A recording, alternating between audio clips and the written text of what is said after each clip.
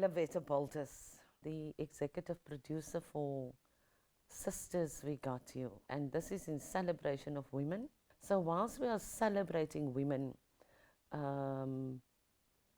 we are all just people living together on this earth. And some of those people are men. So yeah, and I hope that will set the scene that it takes a village to raise a child, and it takes all of us to make the world work. These are women like us, all of us who are watching this production. But I hope that we will, in the song choices and in the stories that these women have been brave enough to share with us, that we have woven together into this production, I hope that we will recognize a little bit of ourselves in each or in all of their stories. So these women have been chosen for their specific talent. It doesn't matter who you are or where you come from. It doesn't matter what you look like. And when you see the wonderfully talented women in this particular production, you will understand. All of them have a story of adversity, of challenges in life. The beautiful thing throughout this process is how each of these women are a star in their own right. But the beautiful way they have been able to come together to weave this production for your enjoyment is absolutely amazing. I think for me the most important part is that we find diverse life experiences. Some parts of all the stories that we share with you in this production is everybody's story. It's about all the women who have lifted me. And who are those women? They are you. They are you. So all our lives are a little storybook. But the lives of women are encyclopedias. I am here. I belong here. I'm going to stay here. I'm going to encourage all of us, men and women, to be here. Sisters and brothers, we got you if you got us.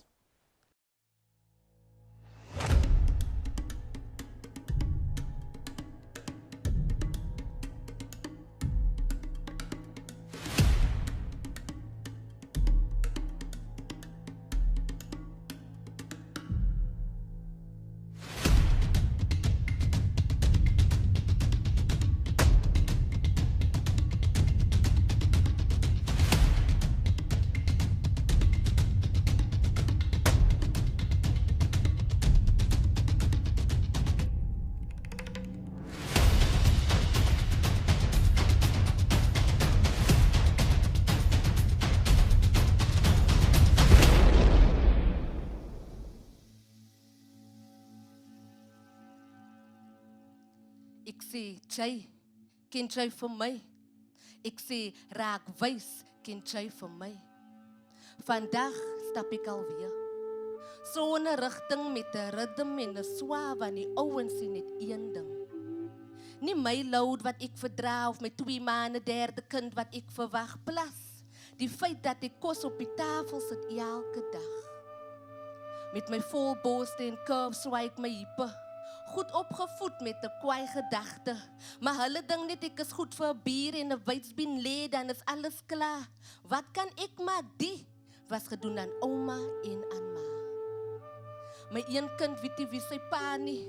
Hy bly kwaad, ek wil nie eens vra nie. Want ek soek ook replacements en antwoorde vir my pa wat ek nie ken nie, ek wil nie praat nie. Ek droom, eendag sal ek dit maak. Die man van my drome sal hier kom pak. Ek het die droom al baie keer gehad. En hy het my weer en weer verlaat. Miskien die keer kan ek op my eie staan. Ek is Kritoa van vandag. I am a woman of beauty. I am a woman of pride. I hold my head high as I move in my stride. Give up? Never shall I. Lay down and allow thy souls to step on my crown. I am a queen deserving a king. No man shall abuse me, no man shall misuse me. My king shall respect and protect me as I would unto myself. This road is not easy. Struggles continue. Stumbling blocks and thorns rolled on my path. Tears in abundance as I think of my hardship, yet visions of where and what needs to be done is beyond me and my run. Run no more, says my mother. Daughter, maintain your purpose. You have the power. With resource together, we will do this course of real life and challenge. It's ours. So woman to woman, walk on steadfast. Woman and men, enough is enough. Woman to woman, walk on steadfast. Woman and men, enough is enough. Woman to woman, walk on steadfast. Woman and men, enough is enough. Woman to woman, walk on steadfast. Woman and men, enough is enough.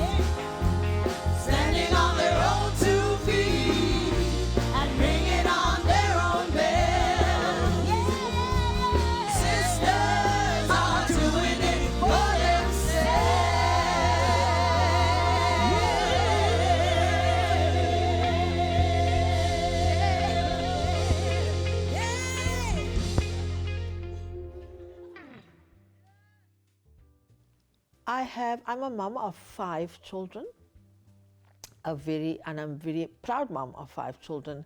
And the choices that I've made along the way, I think, have shaped my present. It might not have been a very pleasant journey, but it was a very empowering journey. My parents grew up in an era where you had to be a teacher or a lawyer or something, yeah, shame. And so that is what they wanted me to be. I didn't want to be that. And my dad kind of supported me, you know. My mother grew to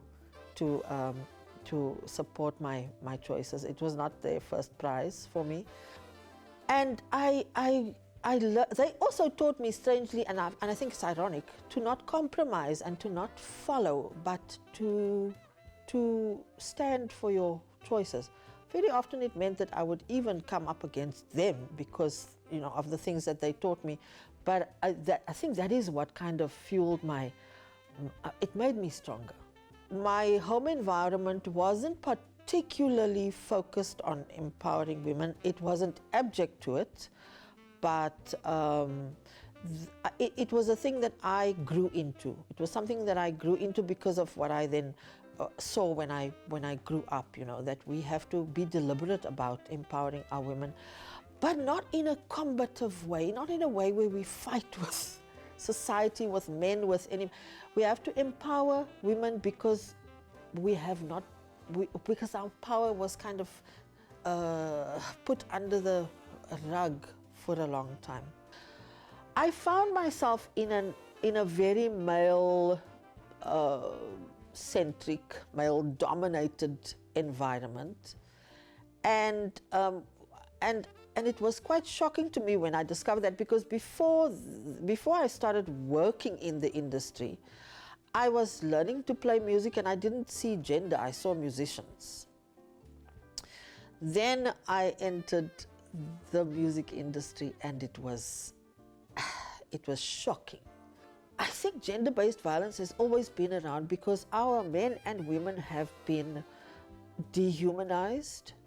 I think we were put in situations where our men were deliberately demasculinated, and it affected them in a terrible way. And now we are living with the aftermath of that. When I experienced violence in my own marriage, it was a rude awakening. And I chastised myself for the longest time because I thought I must have done something to bring out this kind of reaction in my partner. I had to learn to accept that kind of power is not always in my hands.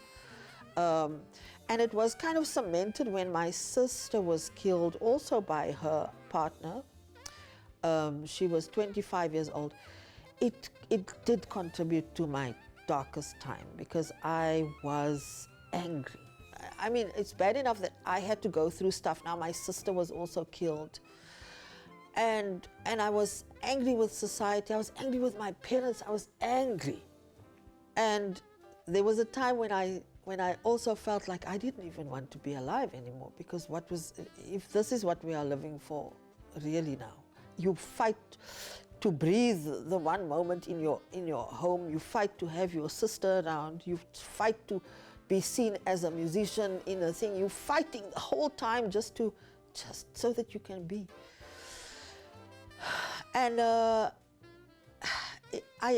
think that I had to have those fights with myself. There are lots of good men, there are lots of good women, there are lots of good people, but we focus so hard on the bad men that we miss the good guys between us. And because we put these labels on each other, if you're a man, then somehow we must look at you in a bad way. No. Can we look at the bad ones in the way that they're asking us to look at them, and then do something about that? Because I feel even the bad people are crying out for something. And we're too busy trashing them also to say that you are so bad and so we want to chastise them. Can we do something about it? Good men, I celebrate them. Bad people, I hear you. I hear that there's a problem.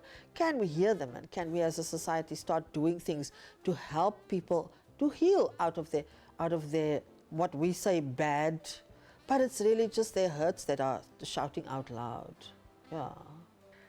My greatest celebratory moment as a woman was definitely motherhood. My first encounter with the journey of motherhood. It was, for me, that is the culmination of my womanhood. And that for me is something that I celebrate wildly every day in everything that I do, in my encounters with everyone I meet. I belong here. My name is Celeste Williams. Sisters, we got ya. Welcome, welcome to Sisters, We Got You. Tonight is a soul session. We are going to bare our souls. We are going to give you words from our hearts. Sometimes tonight we are going to give you music from our hearts. This is a tune like that.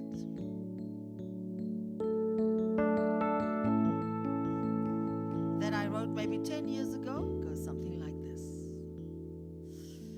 She's there when her baby opens his eyes and sees first light. She's there when he needs a little comfort in the night. She's there when he wants to know that everything will be alright.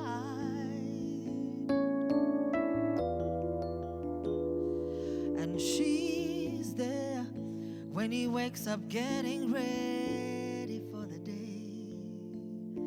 She's there when he needs a little time out to play. She's there when he wants to know that everything will be okay.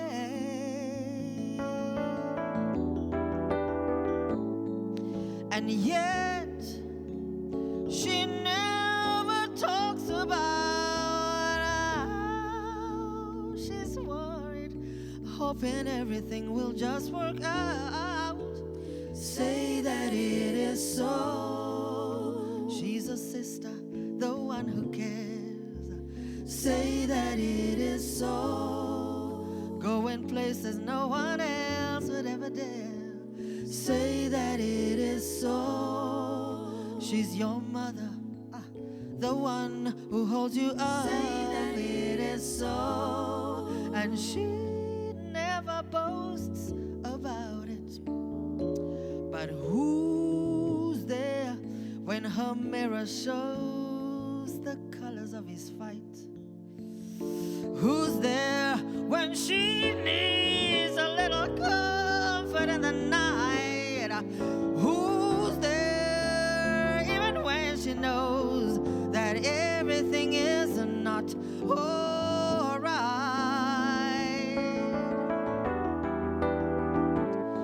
And who will dare to talk about all that's hidden in her closet?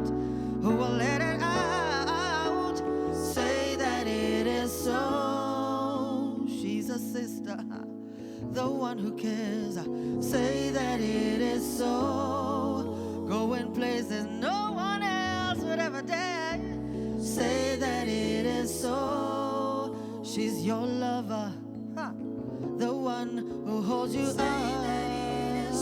And she never talks about it now. While brother fights brother, and it all ends up the same. Despair and destruction is the order of the day. Oh, you will hear her say, child, go on and be the change you want to see. Just believe it. Say that the sister, the one who cares. Say that it is so. Going places no one else would ever dare. Say that it is so. She's your mother, the one who holds you up. Say that it is so. And she never talks about it. Say that it is so.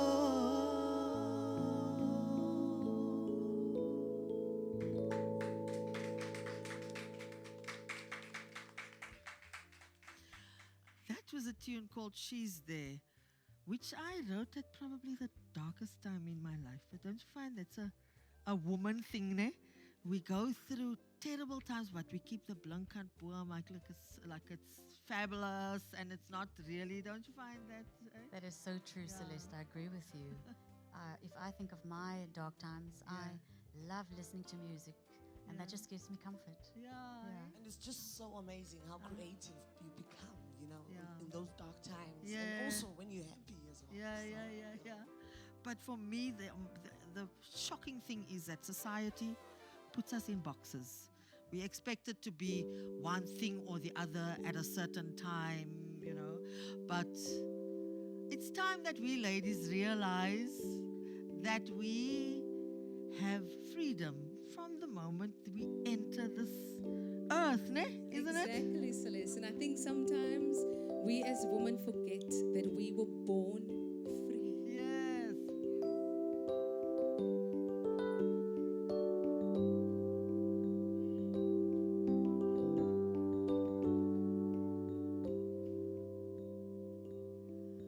Born free as the wind blows, as free as the grass grows, born free to follow your heart. And if you live free and beauty surrounds you, and the world still astounds you each time you look at a star.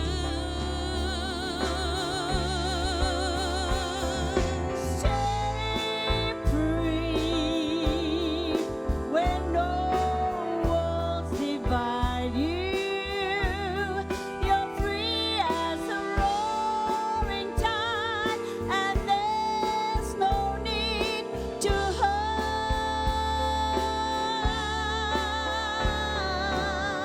Born free, and life is worth living, but only worth living 'cause you're born free.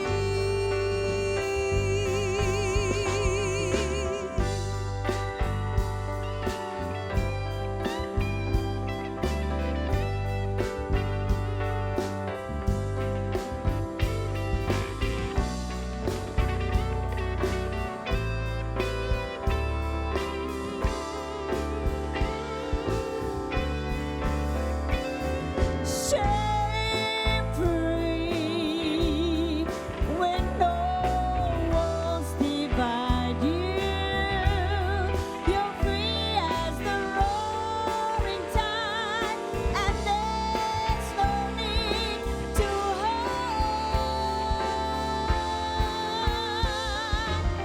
Born free, and life is worth living, not only worth living 'cause you're born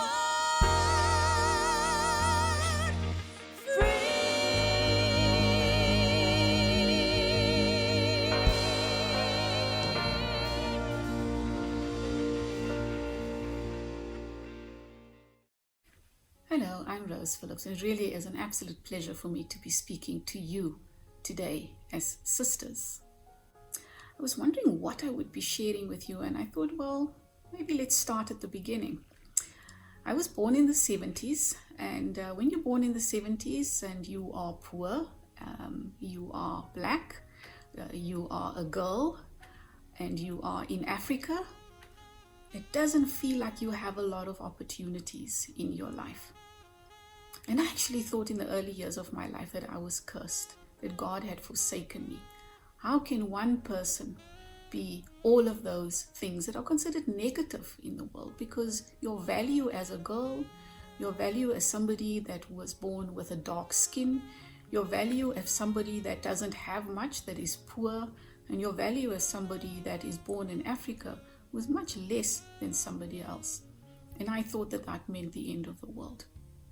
But I can tell you now from where I'm sitting that it isn't.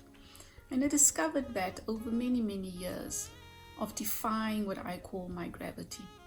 My gravity is fear. I fear a lot of things.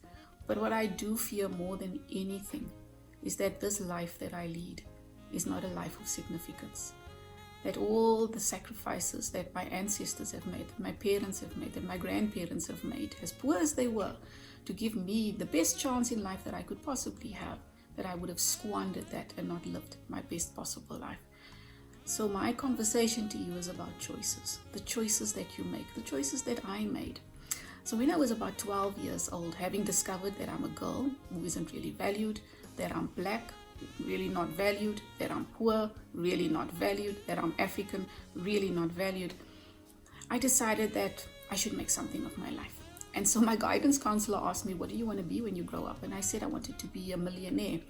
But obviously getting to be a millionaire is not that easy. You can't go to millionaire school. So I chose the next best thing. And I was lucky in the sense that my dad and my mom really, really valued education, and they taught me the importance of books. And I recognized that my way out of poverty was going to be through my education. And that education wasn't just about getting qualifications, of which I have a few, but it was also about poverty of mind, that I was going to make sure that I expand my horizons. So first and foremost, I went to medical school. It wasn't easy, as you can imagine. Being poor meant that I had to study with scholarships. And if I lost the scholarship, I wouldn't be able to continue my studies. So when it comes to partying, when it comes to drinking, when it comes to smoking, when it comes to all of those things that many young children and young people did to entertain themselves, I couldn't do any of those things, because I decided that I was going to make something of my life. And medical school taught me a whole host of things. But when I got to the end of medical school, when I became a doctor, and it was one of the most fulfilling years of my life, I realized that there has to be more, that I have to be able to expand my horizons. And so I brought something along for you so that you can understand how important horizons are for me. These are 4 of my passports. I have a few more. And I've got my first passport when I was about 22 years old, and I never looked back. And these passports aren't just a way for me to travel. It does, of course. I have been to so many places in the world. I've left the hospital bed, and I have seen more than what anyone could probably see. I've been to Africa, I have been to Europe, I have been to America, I have been to China, I have been to India. And I really have come to appreciate people. I've come to appreciate the differences that we all have. And I've come to appreciate that it doesn't matter where you start. You can do so much with your life. So after I did medicine, I went to the Medical Research Council and I did science.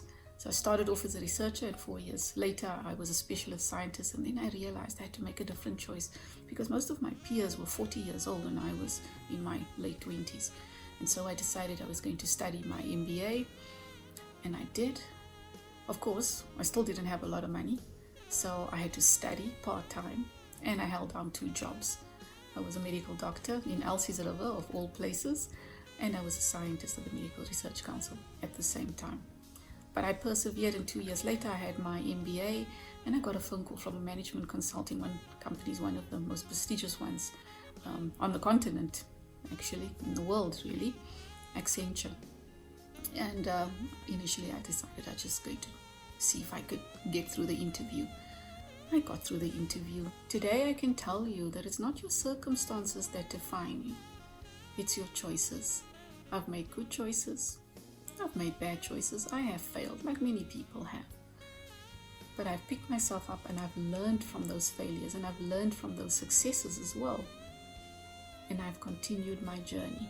And I still am in this journey. I'm a medical doctor. I've been a researcher. I've been a scientist, a management consultant, a director at a major bank, a non-executive director at a property company. I'm a speaker. I'm a futurist. And once in a while, I do a radio show as well. My journey is far from over. But what I do want to say is I'm going to be absolutely certain that when the time comes for me to close my eyes permanently, that I would have lived my very best life. The world is going to challenge you. But you know, when you are stretched, you never shrink back to the same old way that you were before. Anything that you set your mind to, you can do. I am possible. You are possible.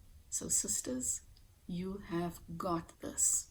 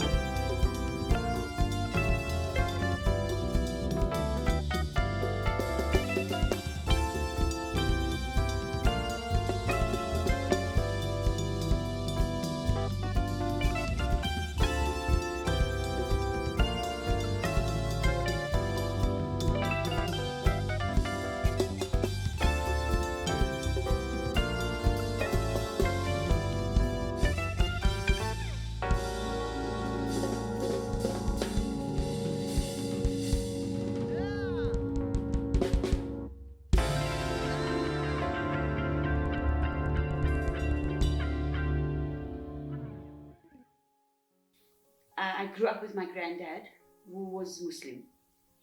And so that was installed in me from a very, very early age. But I grew up in a Christian home. And I obviously had to go to church on a Sunday. I had to go to Sunday school. And I had to go to confirmation classes.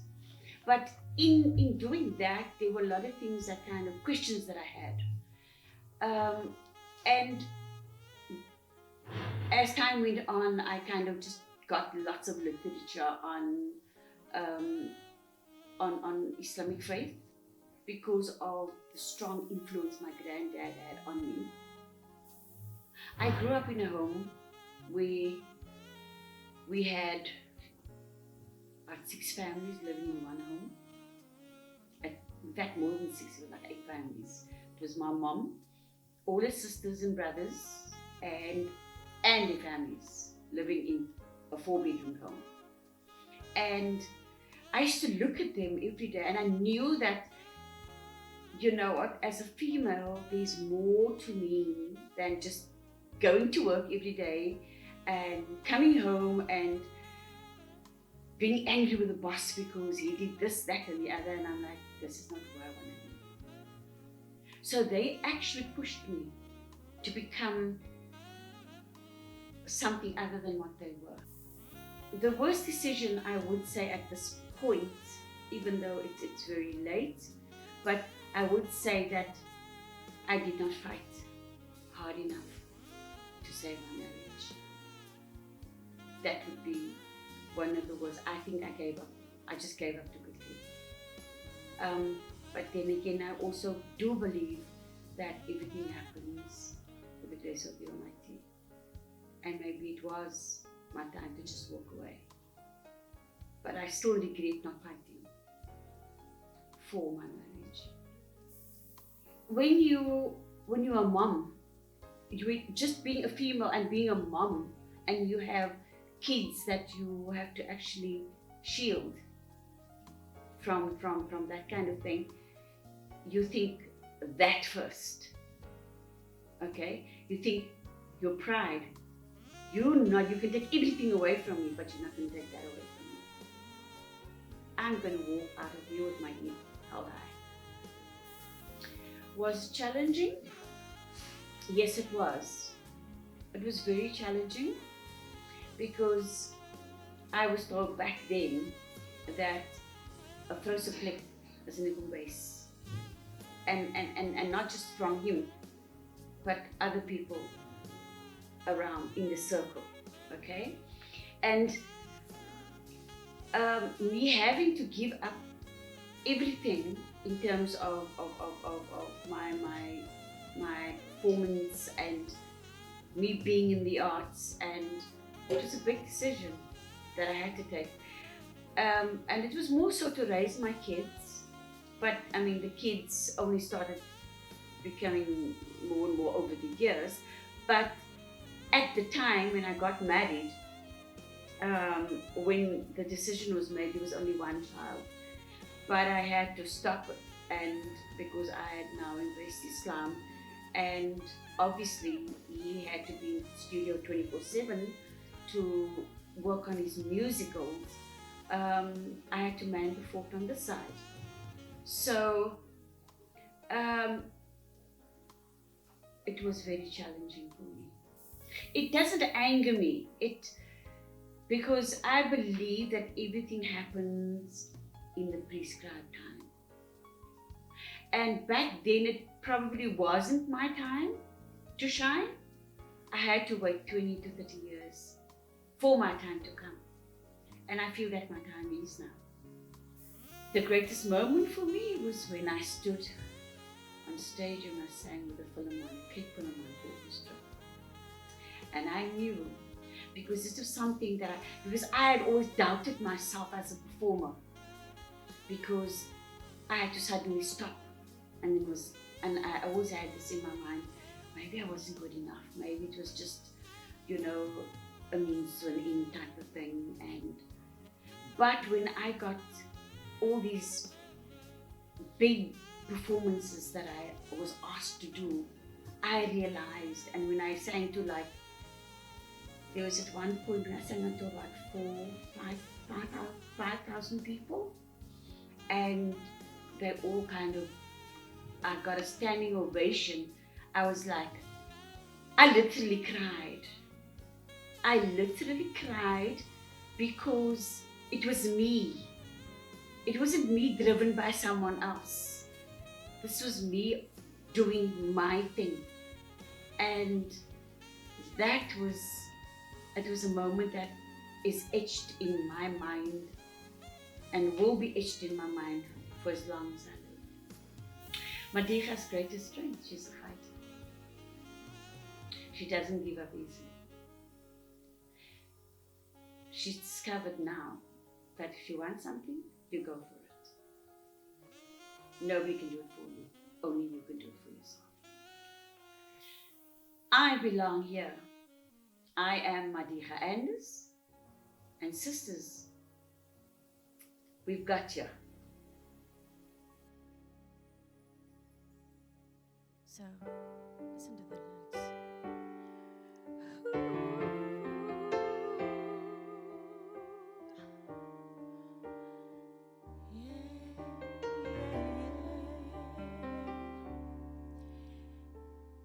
If I could,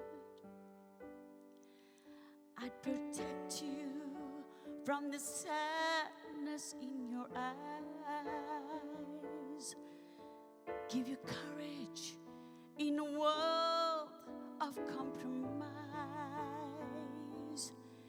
Yes, I would if I could. I would teach you all the things I've never learned, and I'll help you cross the bridges that you burned. Yes, I would. If I could, I would try to shield your innocence from time. But the part of life I gave you isn't mine. I'll watch you grow so I can let you grow.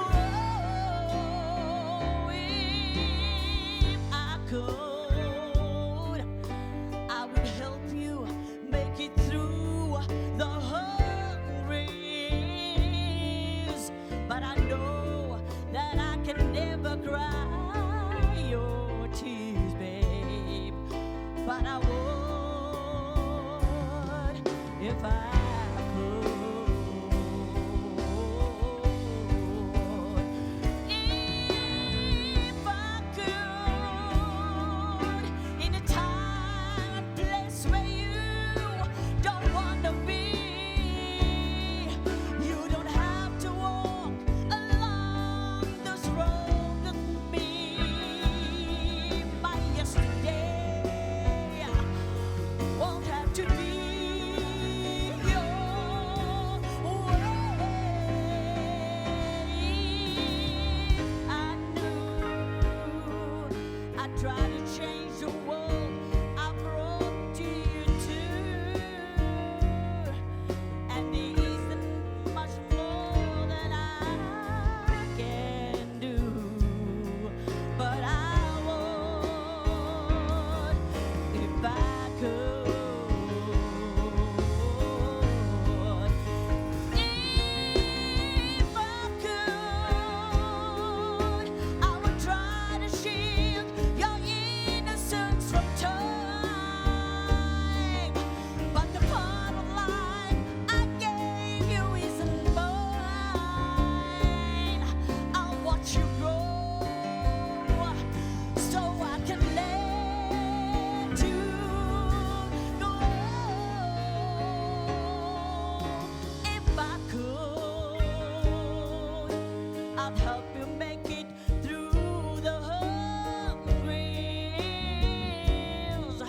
But I know that I can never cry your tears, babe. But I would if I could. If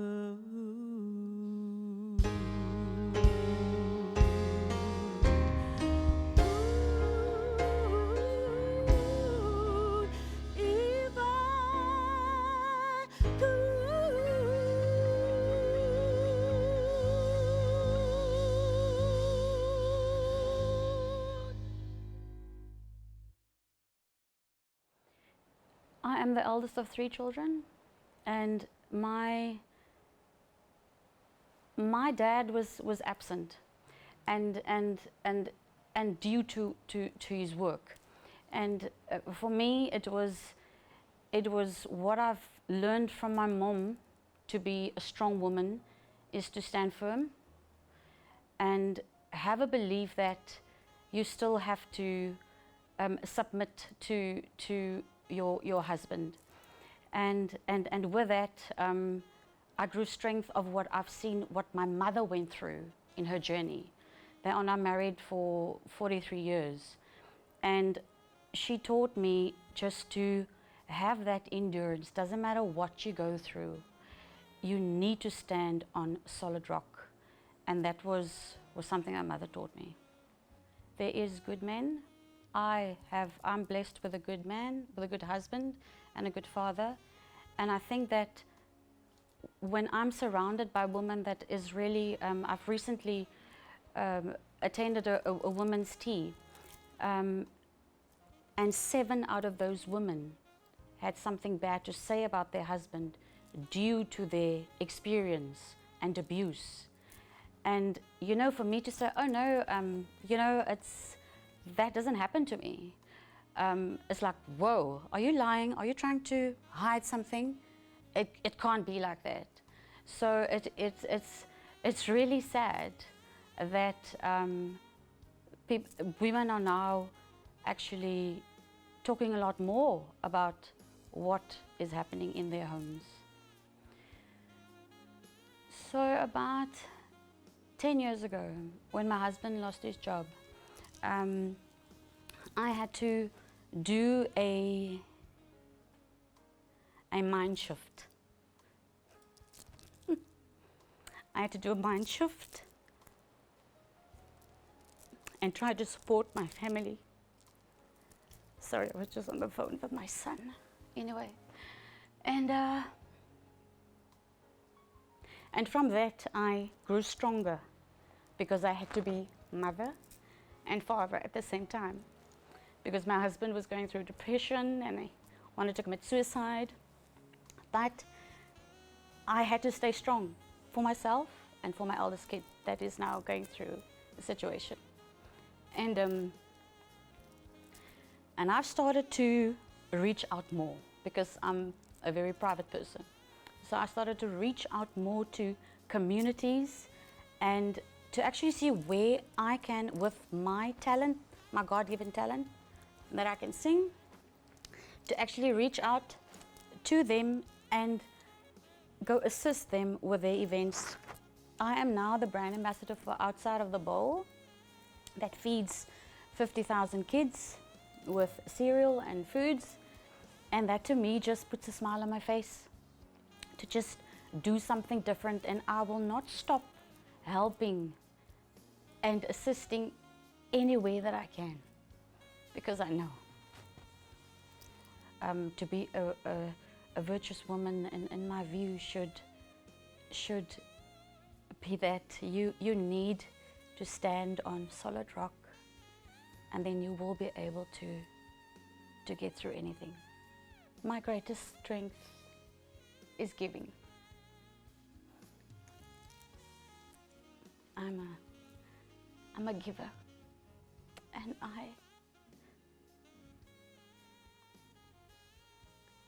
and a loving person. And through whatever I went through, I always try to give, not physically give, but give of me, because I am that private person.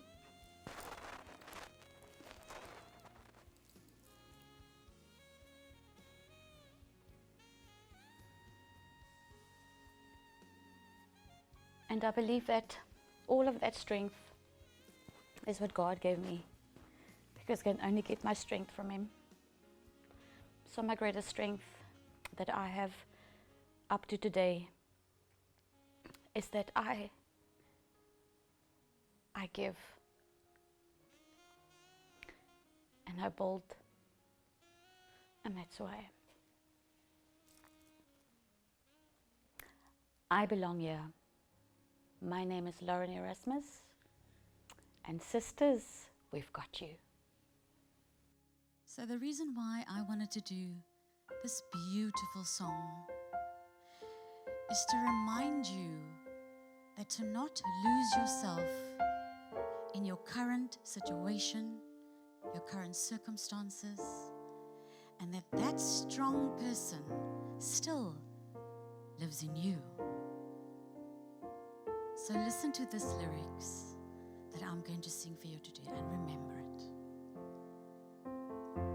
It's not simple to say that most days I don't recognize me, these shoes and this apron, that place and its patrons have taken more than I gave them.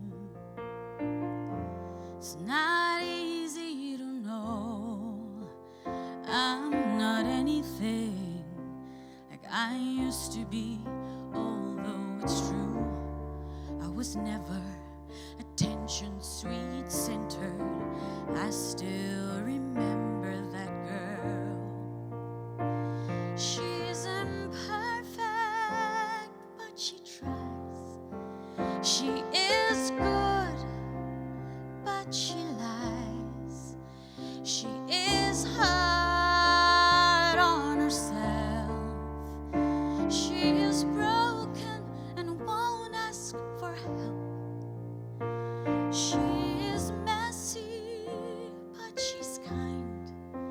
She is lonely most of the time. She is all of this mixed up and baked in a beautiful pie. She's gone, but she used to be mine.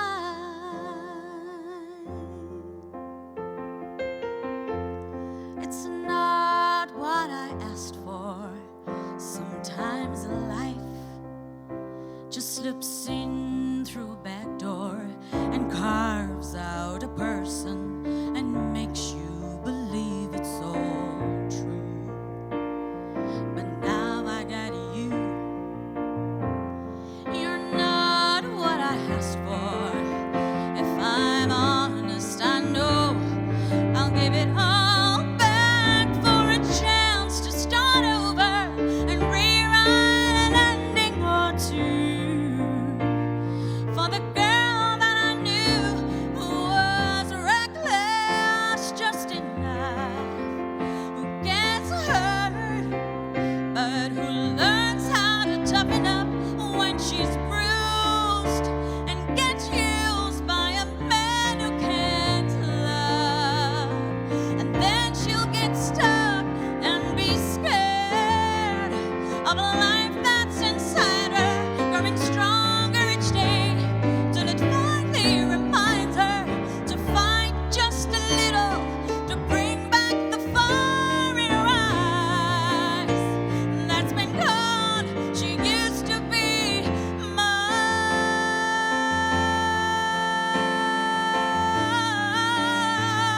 mine.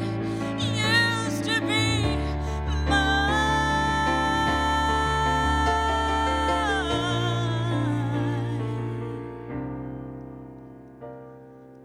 She is messy, but she's kind. She is lonely most of the time. She is all of this mixed up and baked in a beautiful pie.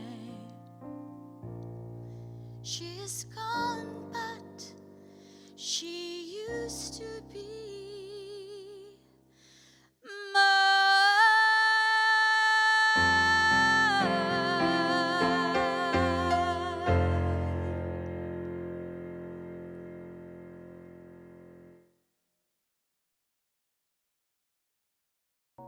I was born in Wellington, Cape Town, South Africa. In 1967, I contracted polio when I was 3 months old. All odds was against me. I was not supposed to contract polio. The vaccine was finished at the black clinic and the white doctor refused to give me the vaccine. I was very privileged to be raised by two wonderful women, strong women, ordinary women, but outstanding in their communities and to me.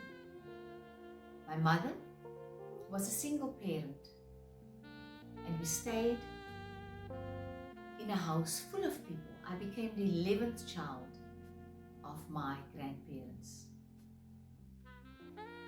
My mother was an ordinary factory worker, my granny a domestic worker, and a farm worker.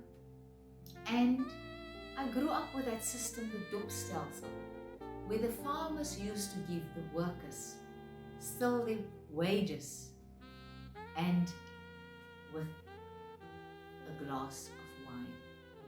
A terrible system.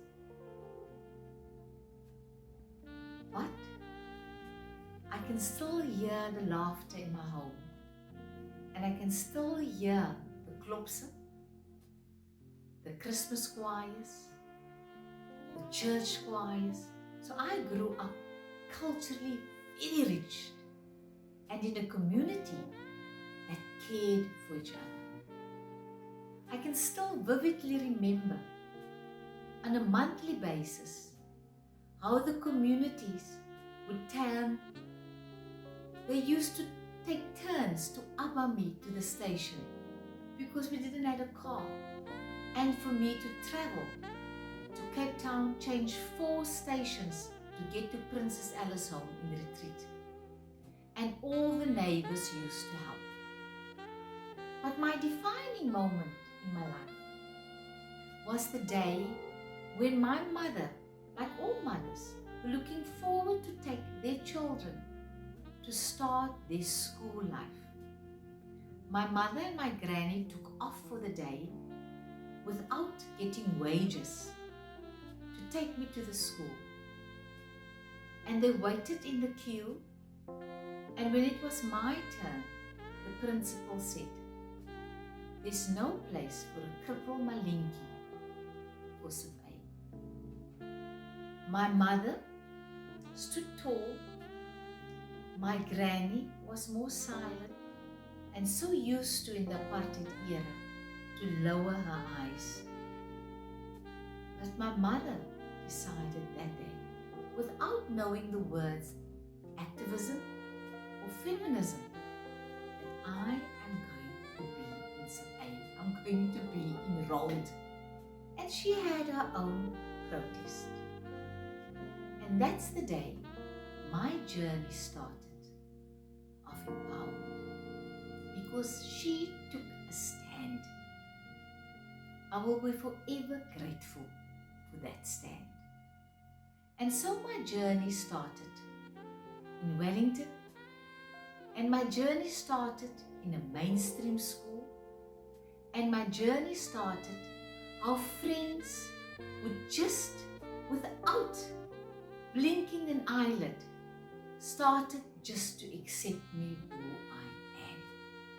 But I've also decided I'm not going to be sitting in a corner. I'm going to laugh. I'm going to learn how to dance. I'm not going to be that stereotype crippled little girl sitting in the corner waiting on somebody to do something for me. I am going to do it for myself. The next defining moment in my life is when I was enrolled at UCT to start to study opera. I was accepted, and I needed to go the next day to the opera school. And the professor had one look at me and he said, "We don't have a place again for a crippled girl to be on stage again." My mother took her bag And for the first time, I could see she was a little bit defeated. It was only for a day. The next day, my life started at the University of the Western Cape. The best ever decision we have made. So the lesson, if one door closes, another will open. I wouldn't have been ready for the new South Africa if it was not for the University of the Western Cape. And so I started with my Amandla days. And here I sit today, a mother with 2 children and one that had passed on. Adam was born with cerebral palsy. Before that, I was diagnosed with a brain tumor, and the doctor said I will never have children. My first miracle was Amy. My second miracle was Adam. And the miracle was still, it was an angel put on my lap. I could have decided that Adam could have been a burden to me. I've decided that he's going to be my light. But I could decide that he could be my light because I had a job and I could give him all the love, all the support, because I had a support structure. Important sisters, today I would like to celebrate the roots, my roots where I come from. The women that can't sit here today and tell their stories, but they have paved the way for me. The rural women, women that said, enough is enough. Today we are facing gender-based violence. We are facing femicide. We are facing where we have corrective rape, where gay people are killed today in the name of prejudice. We can make those changes. As women, we must ask the uncomfortable questions, and we need to make the changes in our homes. We need to say to our young boys, you are not going to be treating your sister or your girlfriend like this. We need to say the change we're going to make is that we're going to make that change. Collectively, we're going to make that change in our homes. We're going to make that change in our communities. We need to make that change by going to the police and the justice system and saying enough is enough. We're going to walk the talk. We're going to call out people in our communities. We're going to call out faith-based leaders that's going to say to women, you're going to go back to the abuser. We're going to say with our feet, we're not going to go to those churches or to those mosques or wherever we need to pray where there's abuse happening. We need to make a stand once again, and it starts with us. I want to leave you with this message. Life owes you nothing. You need to make the stand. You need to say, enough is enough. Die lewe skuld jou niks. Die lewe skuld my niks. I belong here. I am Marlene Leroux. Sisters, we got you. This song is from my heart to your heart.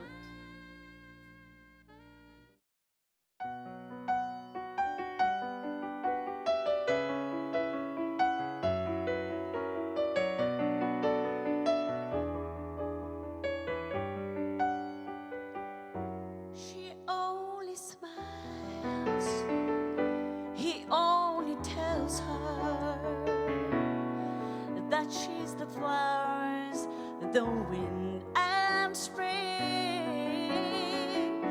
in all the splendor, sweetly surrendering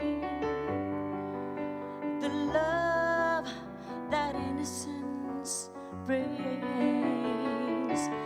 Almas, pure and simple, born in a world where love survives.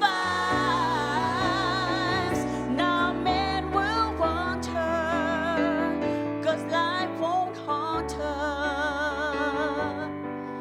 Almas, you're lucky, lucky thing.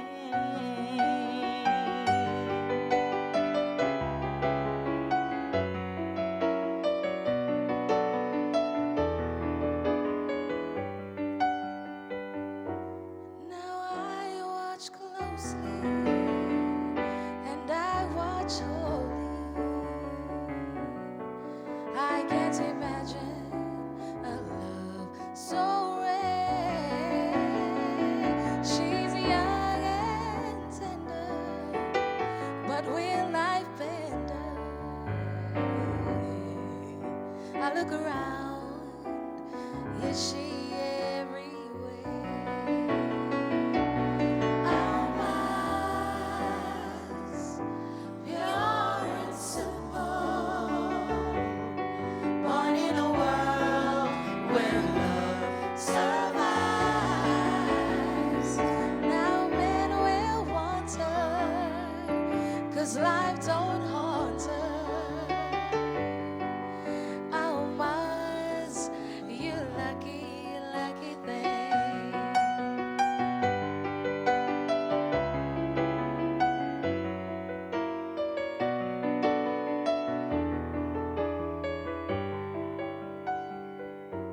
He throws her kisses, she shares his wishes. I'm sure he's king without a doubt. When love's so captive, so solely captive, I ask if I could play the part. Almas,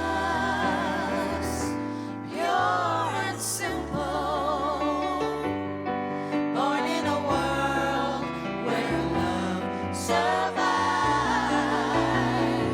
Now men will want her, 'cause life don't haunt her.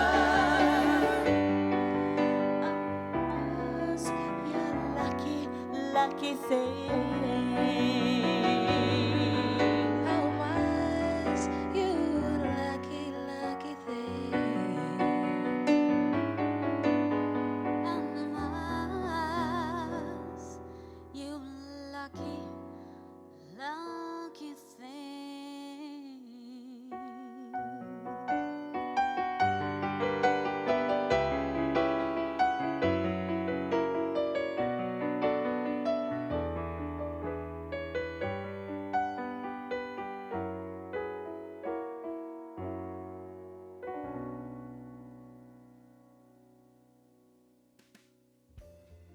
Okay, I've grown up in the township, Guguletu.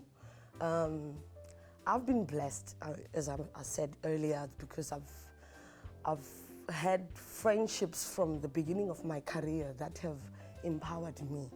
From family, because I was working with Mr. Blackie Tembi, so he was already in the industry. Somehow I was protected in a way. So, and then I got to meet all the friends, the musicians, other people in the business.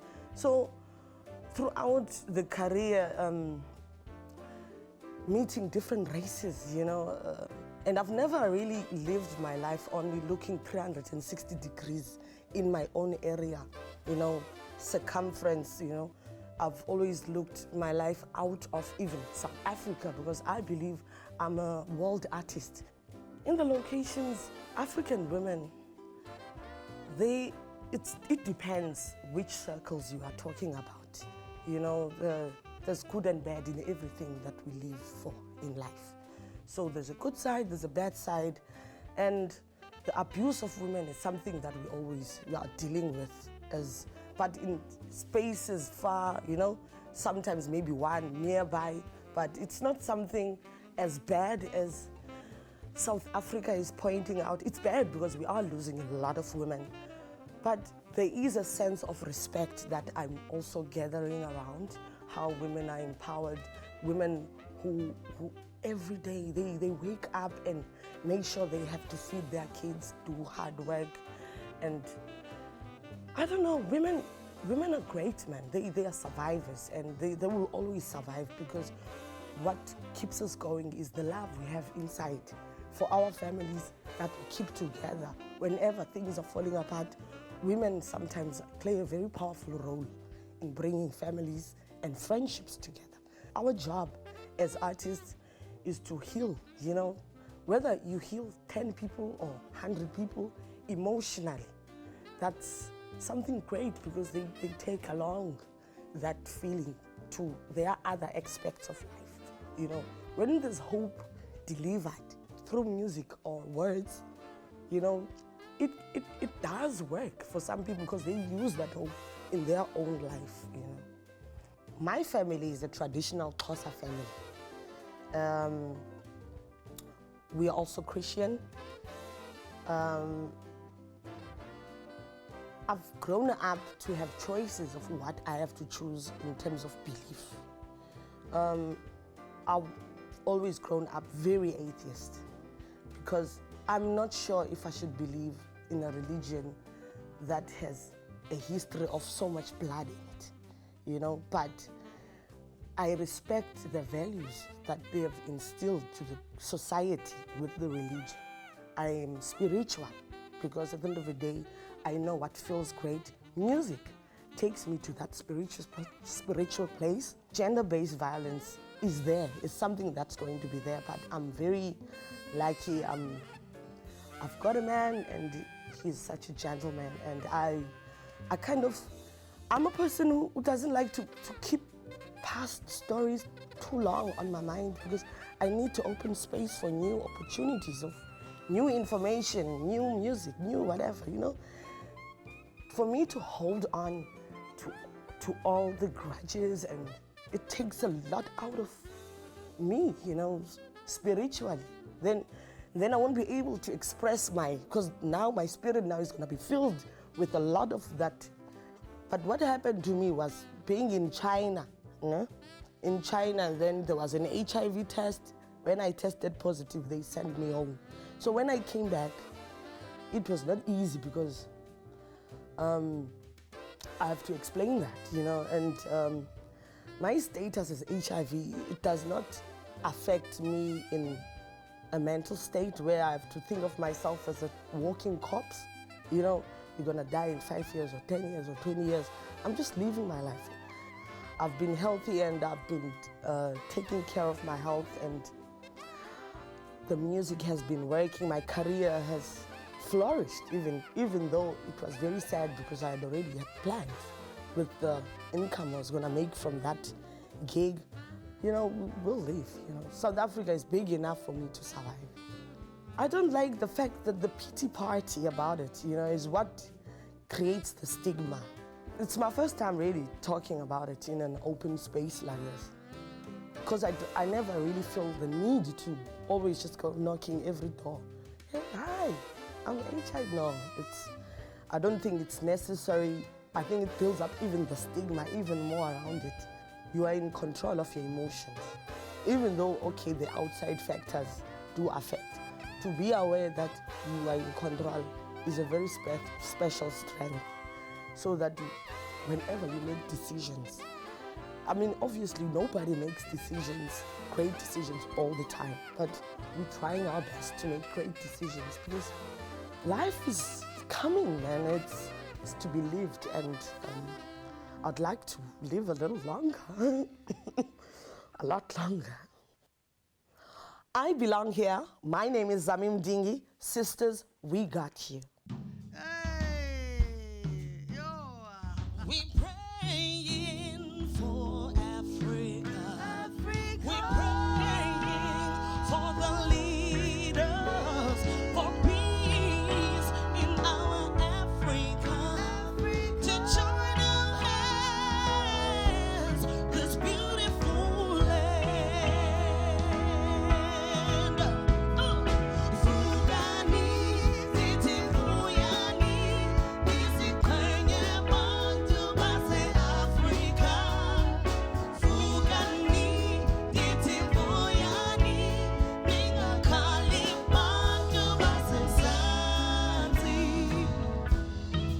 rivers filled with waters, waters full of tears, valleys with sad stories that make you strong. Vugani, niti vuyani, nisi kwenye bantu base Africa. Vugani, niti vuyani, ningakali bantu base Mzansi. Yelelelele, shaka shaka.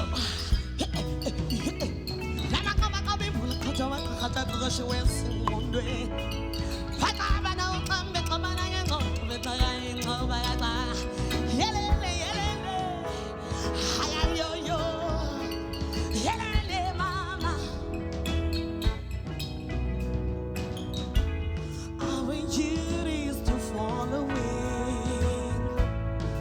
footsteps of our heroes, like my diva's legacy, who made a sacrifice for the healing of this land. Reason we have joy, joyful day, who made a sacrifice for the healing of this land. The reason we have joy.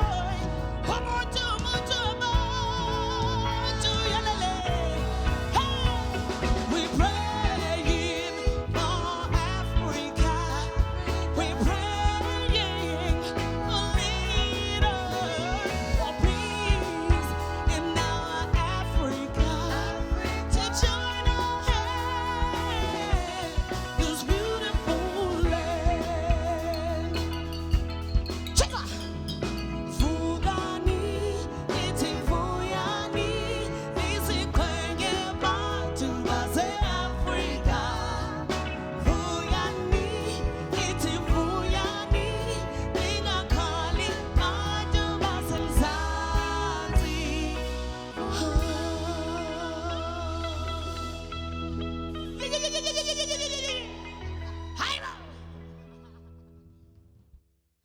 This is for Lucinda, an old lecturer of mine, who said that the way Raquelin talks is aggressive. We have been zipping our tongues inside ourselves, bleaching our language, scrubbing our teeth with jik. The whiter the better, they say. Brush and scrub until there is nothing left to taste. My dialogue is rough. Trampled with muddy boots of trade and migration, modern day race wars made a nest in my diaphragm, so the rhythm in my throat sounds like a battle cry. And despite the white penetrated down my windpipe, I talk colored, with cruise phonics, syllables that jaw and clop, gum expressions lumming on my palate, bongo drums in my diction. Of course our speech is aggressive. This slang is semantic resistance, so every tongue roll becomes a riot, every yo a revolution. Can't you smell the uprising on my breath? Anarchy in my esophagus, born from Kumbay style and slave vernacular. Taste this smorky accent. Malfa sweet slang, my tongue is motherland, Oma of the civilization, birth of this rainbow nation. When someone calls on me and I can't hear them, I don't say what? Excuse me, no, I say huh? And suddenly the sky in my mouth becomes a Richard Caesar melody. See, there is no telling me to be quiet. I don't know quiet. My voice is a one size better fit all. There is music in my melanin, and yeah man, I talk colored. With an eye roll to articulate my tone, hand motions and sound effects, every story dramatic and almost unbelievable. There are hieroglyphics hidden in my messages, cave drawings carved into my cheeks, phonetics like the Kaapse klopse sampled over a yacht mix. My breath is Surah Al-Fatiha on repeat. Do not be offended when I click my tongue at you. This is just how I talk, fast and quick, because my ancestors just have so much to say. My screams bold and loud enough for you to hear me. There is a church choir inside this belly, so I will always lift every decibel and sing. Our voices tirelessly rumbling like cold engines in the peak of winter, key in ignition, ready to ride. I'm in the industry for 10 years, and the first 5 was me seeking approval for my weight. It was an issue growing up, and it continued to be one 5 years into my career. And it took a long time. There was a lot of people who used to complain about what I used for dresses, the type of dresses I was using. Then they want me in a dress, then they want me in a pants, and everyone's criticism was taken to heart in my first 5 years of career. And then the switch happened when I found my authenticity and started being happy with who I am and how I look. I then started reversing the way it felt and how I listened to people's criticism. And now finding the new strength I have in my self-esteem, being a big woman is celebrated now. There's a new phase where people accept a plus size model or accepts a plus size vocalist, an artist, and it helps to improve the way that I think and feel about myself. So I just turned 30, so being 30 has really changed the dynamic in the way that I feel and see myself. And if you don't want to accept me as a bigger woman in the industry, then it's your loss. But I know I'm a brilliant musician, and it took me 10 years to understand that, and I'm happy I understand it now. The greatest moment for me, and it's always career-based, is the Music a la Carte gig I did a few years ago with Judy Boucher as the headliner. I had always been booked for backing vocals in the past, and the minute I got the opening act, I was so surprised. I said to myself, finally someone is going to take a chance and have me be an opening act. Because it was hard work trying to prove myself as a musician, not just the opening act, but as a musician, because you know how crazy the industry is and how specific people are about who they use as an opening act at such a high volumed gig. And that day, as a woman, I felt proud of myself because I have literally been hustling to prove myself to the music industry.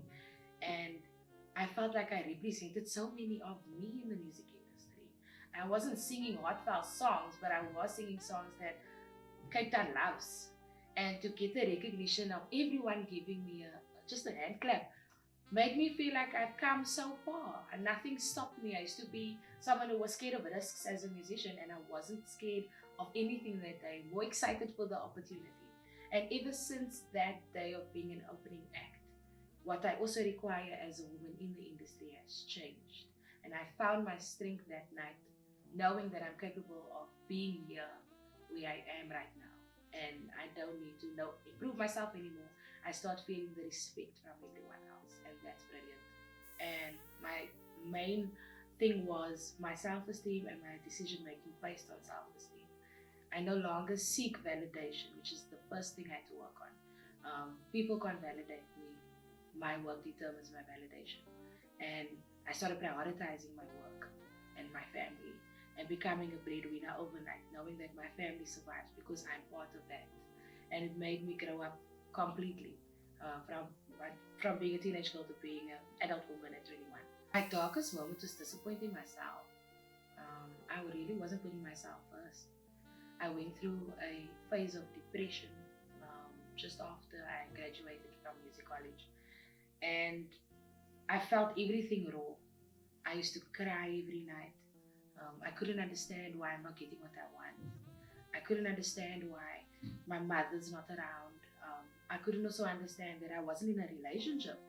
My life was being centered around wanting to be loved. And, you know, growing up as a woman, you're coming from teenage to woman. That phase is difficult. You don't know what people consider childish and what people consider as adult. And I was trying so hard to be someone else, just to fill the gap that I was feeling, so that I can get love, so that I can get validation, so that I can get my parents to always be happy. So I was 3 people instead of just being the one person that I am. And going through depression was very difficult. I told no one about it. I didn't want anyone to make a big thing about it. And I found renewed strength in myself, knowing that I could get through it. I spoke about it to some people, but I never divulged with my parents. Till this day, they never knew. And I had to really put a lot of steps in order to start working on those patterns I spoke about earlier. Firstly, I had to recognize the 12-step program, which was number 1, make known what your problem is. And once you speak it, you can then recover from it and work from it. And eventually, now at 30, I can confidently say I've conquered them over 19 years. And my new phase as a woman is to now go through the things I've worked with and continue to work with him. It's never ending at any point in time. You're always working to stay in recovery and to heal the things I've gone through. My two-liner message to any woman that is struggling in any situation that is not healthy is to first say it out loud and accept that you're saying it. And once you've done it, find your inner strength to leave it. I belong here. I'm Candace Thornton. Sisters, we've got you.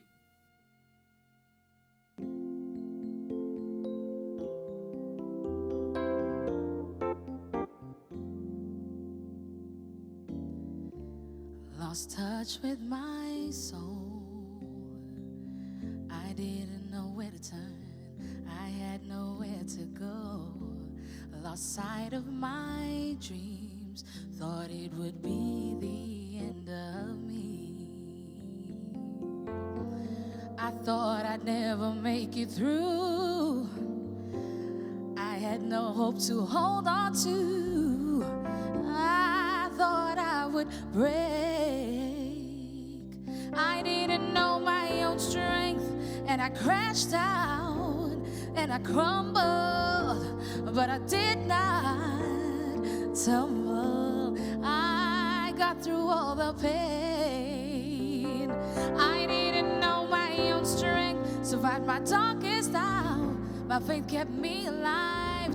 I picked myself back up, held my head up high. I got through all the pain. I didn't know my own strength.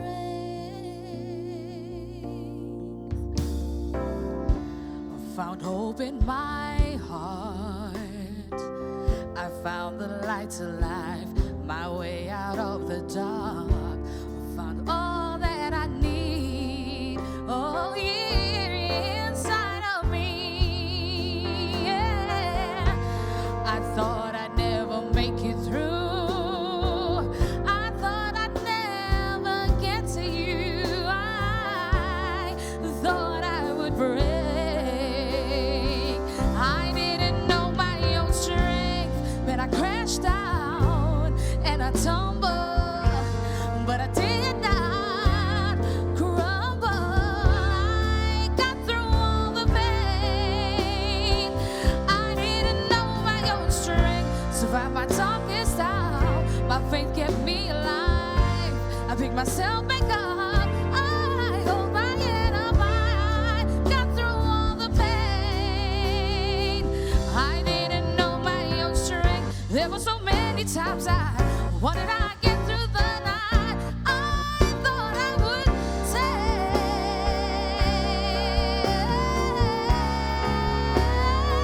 I didn't know my own strength. I crashed down and I tumbled, but I did not crumble. I got through all the pain. I didn't know my own strength. Survived my darkest hour. My faith kept me alive. I picked myself back up. I hold my head up high. I got through all the pain. I didn't know my own strength.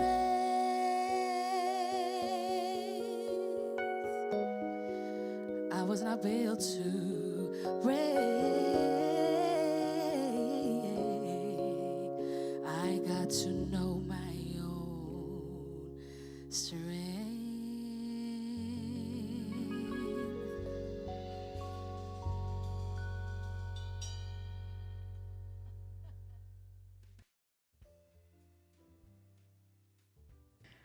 I think women experience a lot of challenges, especially in the industry that I'm in. I mean, I like to speak about personal experiences.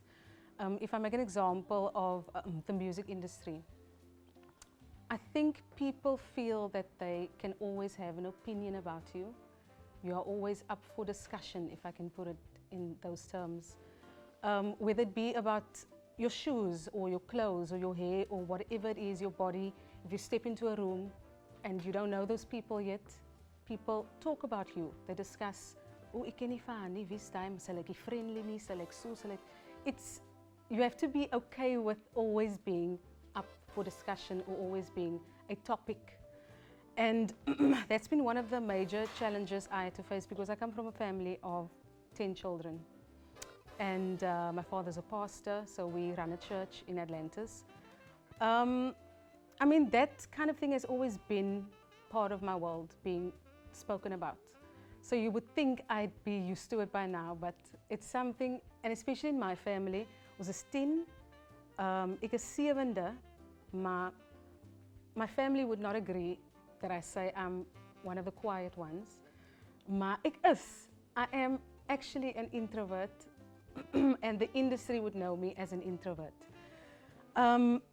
So for me, being an introvert in this industry, not the easiest thing to be.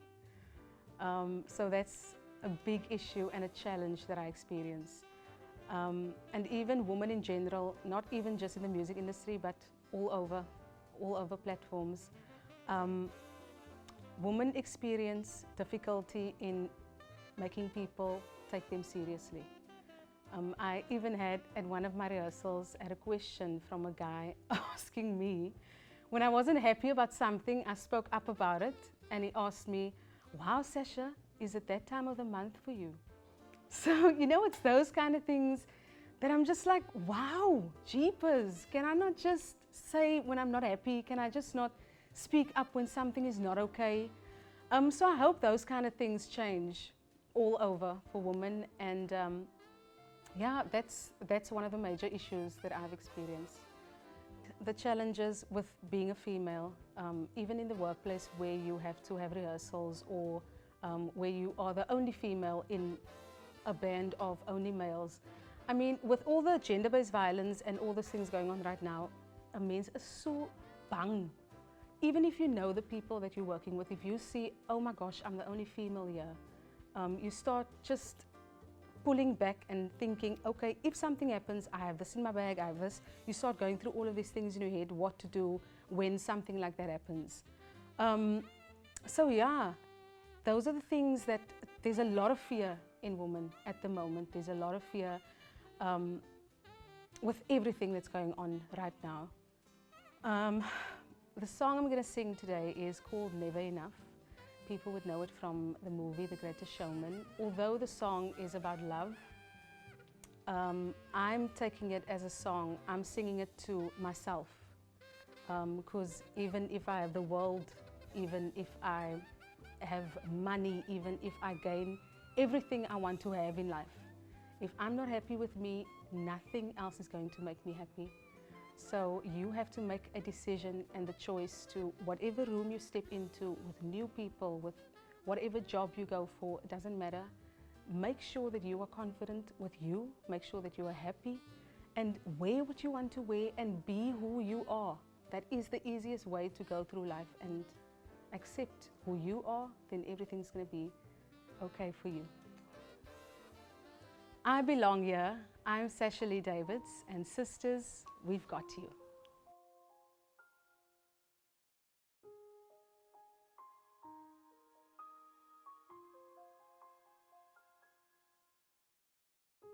I'm trying to hold my breath,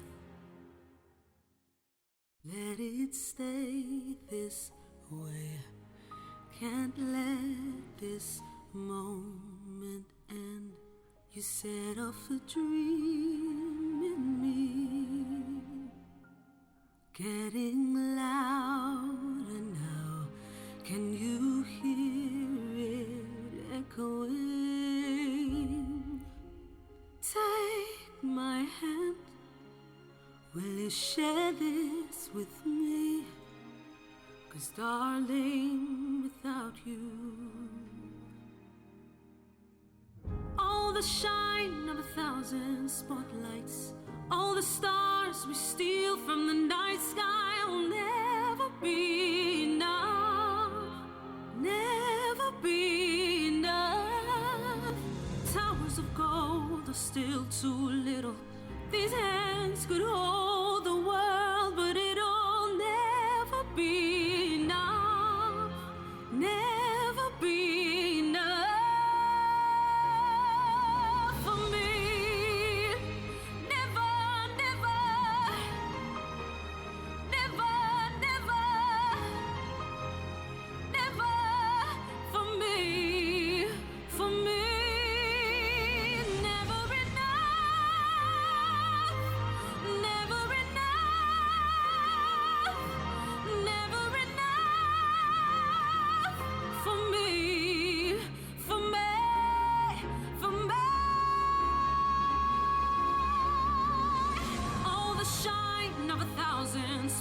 lights. All the stars we steal from the night sky will never be enough. Never be enough. Towers of gold are still too little. These hands could hold the world, but it'll never be enough. Never be enough. For me, never, never, never, never, never. For me, for me, never enough, never enough, never enough. For me, for me, for me.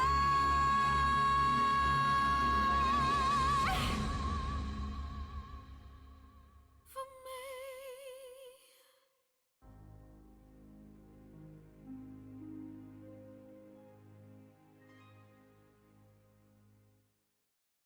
I was born, let's just say this and be done, in 1961. And I was born in Somerset Hospital, and I grew up in a place called Steenberg, not Steenberg, okay? And those of us who are from Cape Town will understand the difference. And my father was very determined that we were not going to, fall into that kind of pattern of life where you just give up before you even start. You must make something from nothing, do something with your life. My mom, on the flip side, was more around values-based. So she's kind of, you respect people, you remain humble. It doesn't mean you're a doormat. It means that you are not arrogant. So I finally got to matric in 1979, and I had two teachers sit me down, Mr. Isaacs and Mr. Najjar. And they sat me down and they said, you know what? You are not the brightest thing in the party. And I was kind of, okay, what does this mean? And they went on to say something deeply profound, which is a gift that I wish I could wrap up and give to everybody I know. They said to me, you have the potential to do so much more than you think is possible. So I want to say to anybody listening today, whatever it is you're doing, you probably can do more. Even if you're a little bit tired right now, you feel a bit weary, you have amazing talent, you have magic locked up in yourself. And so many of us, we navigate this whole life without unleashing our true talent and the gifts of art and music and poetry and writing and cooking and whatever it is that you can excel at, because we're too afraid, and we're afraid of failing, we're afraid of what people might think. I made a few applications and I got into the University of the Western Cape.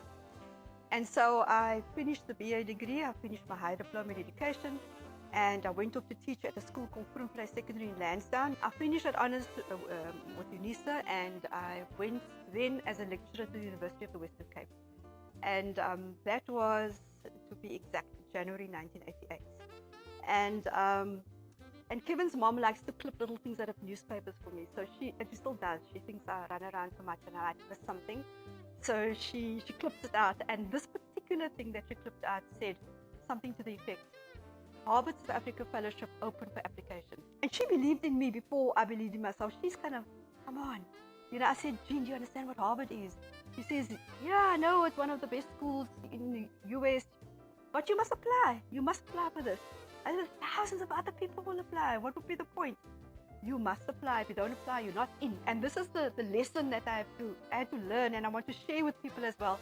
If you don't take that leap of faith, if you don't do something with a little bit of a risk to it sometimes, not silly risk, but risk that you properly thought through, sometimes things just won't happen for you as well. So you've got to kind of be open to the universe in a sense. And I went for my interview. It was tough. And I got chosen. I was one of the 5 to go the next year. So I started in 93. I graduated in 97 with my doctorate. And if that wasn't enough, we gave birth to Jamie in 1995. Smack bang, in the center of all of it. And so I landed a job at Southern Life as a training manager. That was my first corporate job. I thought, well, if I can teach in a school at the university, then I can teach in the workplace too. Same thing, right? More or less. So that's how the corporate journey started to take off. And I started to get into HR. My career was literally flying. we used to come home to Cape Town often to see the family for Christmas, for all sorts of things. And this particular year, it was the end of 2002. We came back here for Christmas. We had absolutely most wonderful time. We went camping. We did all the things that we love to do here with family. And on the 3rd of January 2003, we were on the N2, just passing Cape Town International Airport. And we'd literally be on the road for just 10 minutes. And somebody bumped us from behind. And the caravan and the vehicle rolled. And we lost Jamie in that accident. It was a clear Friday afternoon, 1:30 in the afternoon. And our lives changed forever. So women not having a voice or not having a seat at the table is a reality for a lot of us. I have been in boardrooms, I still am. I have been on executive committees. I've been up at graduations where there's just been entirely men, and then I'm there. And it's quite clear that when that that mix of skills, that creativity, that energy that you get out of dialoguing across a diverse group of people, and you create an inclusive culture where everybody's voice is heard, that is when you actually unlock the magic of what is possible. I think that adversity, in a strange way, can almost be a gift in a sense. Because when you grow up in such difficult circumstances, and every step you take, every penny you earn, it's excruciating almost every day to navigate that. There are so many lessons that one learns in life about giving and receiving, about making a difference, about adding value, about service to others. We need to see so much more of the service to others. I'm so concerned about a self-interested society that is about a grandma. You sort of, on your own little soapbox all the time, and we can't live. We're not designed to live our lives like this. I belong here. My name is Shirley Zinn. Sisters, we've got you.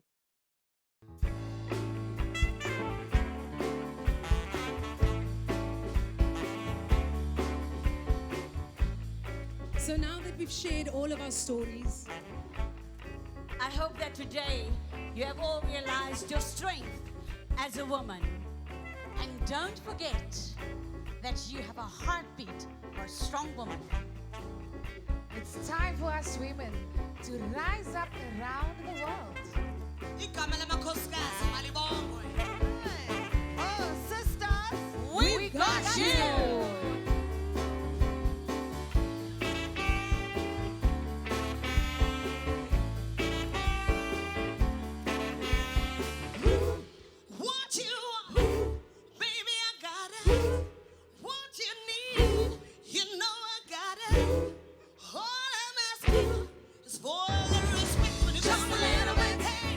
just a little bit, just when you come.